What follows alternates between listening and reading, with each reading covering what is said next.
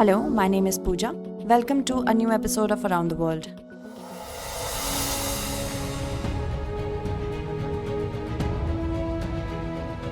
Just imagine that a coalition government is formed at the center in India and Congress, BJP and leftist parties are also included in this coalition. What would you say then? Obviously, you will say that it is absolutely impossible, as it will almost end the opposition in Indian democracy, which is not right for a democracy. But there is one country where exactly the same thing has happened. All the major parties have formed the government and only a few MPs are left in the opposition. This political scenario has taken shape in our neighboring country, Nepal. In the new government of Nepal, all the major parties have joined hands and only 7 MPs are left in the opposition. Recently, in an episode, we had informed that a new government has been formed in Nepal. Pushpakamal Dahal Prachand has become the Prime Minister of Nepal with the support of KP Sharma Oli. Prachand will be the Prime Minister for the first 2.5 years, while Oli will be the Prime Minister for the next 2.5 years. And Sher Bahadur Deuba's party, Nepali Congress, will sit in the opposition. But recently, when the government brought a motion of confidence in the House of the Representatives, what happened during the voting was surprising. During the voting, 268 votes were cast in favor of the government in the 275-seat house. Since only 270 MPs were present at the time of voting, only 2 votes were cast in the opposition. It implies that the Nepali Congress, with 89 MPs, which till now was talking about sitting in the opposition, suddenly voted in favor of the government. Due to this, the opposition has almost ended in Nepali democracy, which is being criticized everywhere. This incident will be remembered for a long time in the Nepalese democracy. In today's episode, we will know about the reasons due to which such an incident took place in the politics of Nepal. We will also talk about the meaning of such a kind of politics. Then we will analyze the impact on India. First of all, let us understand the political activities of Nepal. Let us briefly recap some of the points from our previous episodes on Nepal. The total number of seats in the House of Representatives of Nepal is 275. And 138 seats are needed for attaining a majority in the House of Representatives. In the recently held elections, Sher Bahadur Deuba's Nepali Congress emerged as the largest party by winning 89 seats. KP Sharma Oli's Communist Party of Nepal, Unified Marxist-Leninist, emerged as the second largest party with 78 seats. Prachanda's Communist Party of Nepal, Maoist Centre, has won 32 seats. Prachand and Deuba fought the elections in an alliance. But after the election results, Prachanda, who won 32 seats, started pressurizing Deuba to support him in becoming the Prime Minister. On Deuba's refusal, Prachanda allied with KP Sharma Oli's party and also convinced Oli to make him the Prime Minister. In such a scenario, it was believed that Deuba's party would give a tough fight to the government during the trust vote, as the total number of MPs of Oli and Prachanda's party is only 110. And 28 more seats were needed for the majority. In such a situation, Prachanda was not opposed to garner majority votes easily. But what happened during the trust vote has taken all the political pundits by surprise. A pertinent question arises: why did this happen? And the second question is that if Deuba was to support Prachanda, then why did he break the alliance after all? Actually, all the political parties of Nepal are greedy for power.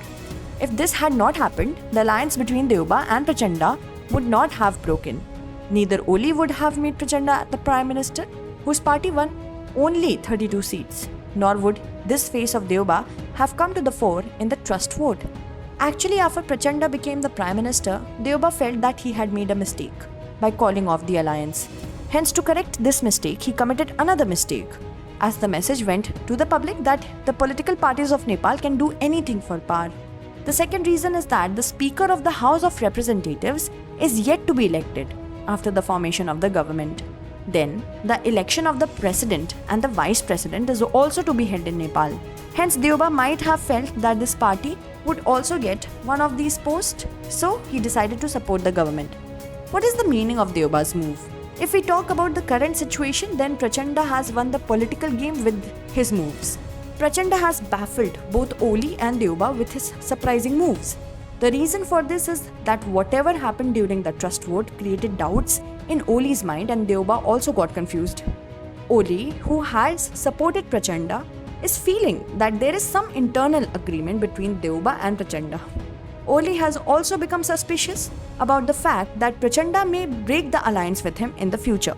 On the other hand, experts believe that Deuba will not get any benefit from this strange move. Deuba should not expect anything from Prachanda, but yes, he can tie up with Oli to oust Prachanda from power. So the situation is no better for Prachanda as well. After whatever has happened now, it is believed that Prachanda with 32 seats will not be able to remain in power for long, even after getting the support of 268 MPs. If we look at this whole politics, then both the citizens of Nepal and Nepal's democracy are at loss. Nepal's parliamentary democracy, which adopted democracy a few years ago, very quickly became afflicted by all the evils.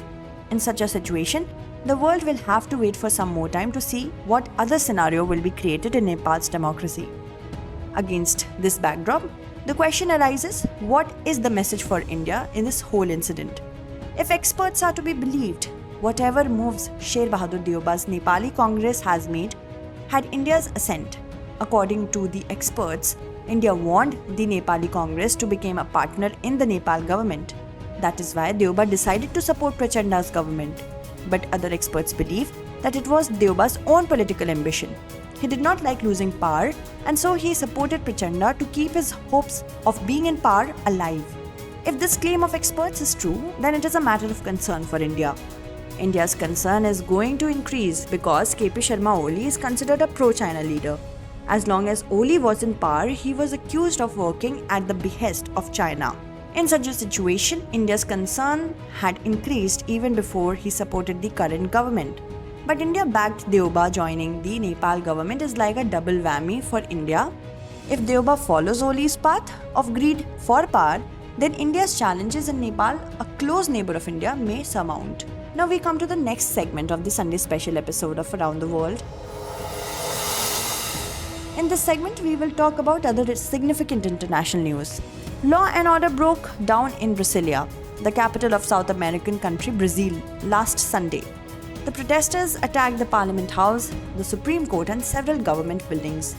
According to media reports, these protesters are supporters of far-right former President Jair Bolsonaro. Since the elections held in October 2022, the protesters have been staging protests in different places by residing in camps. Actually, Lula da Silva defeated Bolsonaro in these presidential elections. Lula got 50.9% of the votes in these elections, while Bolsonaro got 49.1% of the votes. But Bolsonaro's supporters are not ready to accept their electoral defeat. The Supreme Court has ordered the removal of protesters' camps across Brazil. Last week, the banned República Prisca Day parade was held in full swing despite criticism. The parade was taken out by the Bosnian Serb police units in Sarajevo, the capital of Bosnia and Herzegovina, on 9th of January 2022.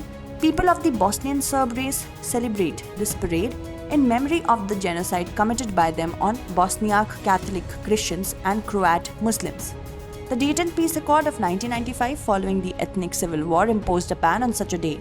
Under this agreement, the country has also been divided into two political units. Bosnian Serb region became Republika Srpska, while the other shared region of Bosniak Catholic Christians and Croat Muslims became the Federation of Bosnia and Herzegovina. Since then, this country, despite being a unit, is being governed under two political systems. Significantly, Bosnia and Herzegovina is located in the west of the Balkan Peninsula of Europe. Bosnia and Herzegovina is bordered by Croatia in the north and west, Serbia in the east, and Montenegro in the south. A meeting on West Africa and the Sahel region was convened in the United Nations Security Council. In the meeting, the US has accused Russia's private military unit, Wagner, of interfering in the internal affairs of African countries, promoting violent extremism in the Sahel region, as well as human rights abuses.